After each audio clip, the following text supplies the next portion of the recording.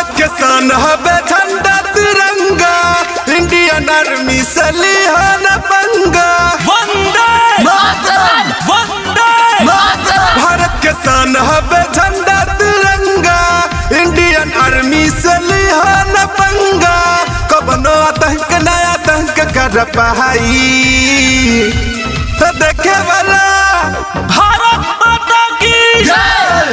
वंदे देखे वाला देखी के हैप्पी हो जाई, झंडा तिरंगा फहर जाई। देखे वाला देखी के हैप्पी हो जाई, झंडा तिरंगा फहर जाई।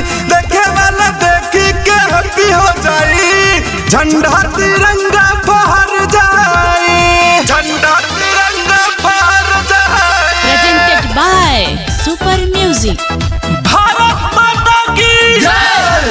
कतना जबहन पतन गबैले, कफन के बाद सर पे इज्जत बचैले। भारत माता के लाल रखता सबका ख्याल, अपने बॉर्डर पे रखे करते हम सबसे प्यार। अपने बॉर्डर पे रखे करते हम सबसे प्यार। कतना जबहन पतन गबैले, कफन के बाद सर पे इज्जत बचैले। तनल वीर जन्म दिले बाड़ी महाई, देखे वाला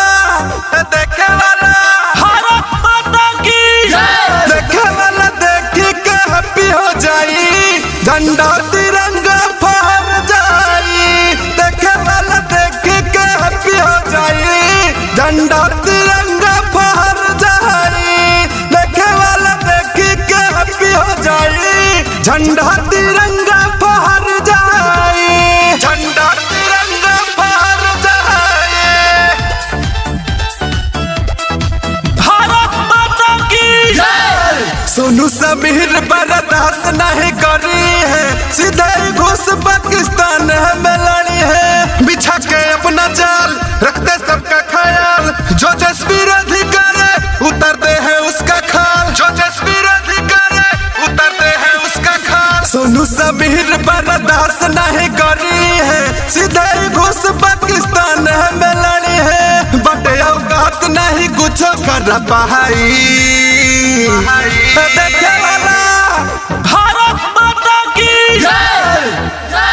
देखे वाला देखी के हैप्पी हो जाई, झंडा तिरंगा फहर जाई। देखे वाला देखी के हैप्पी हो जाई, झंडा तिरंगा फहर जाई। देखे वाला देखी के हैप्पी हो जाई, झंडा तिरंगा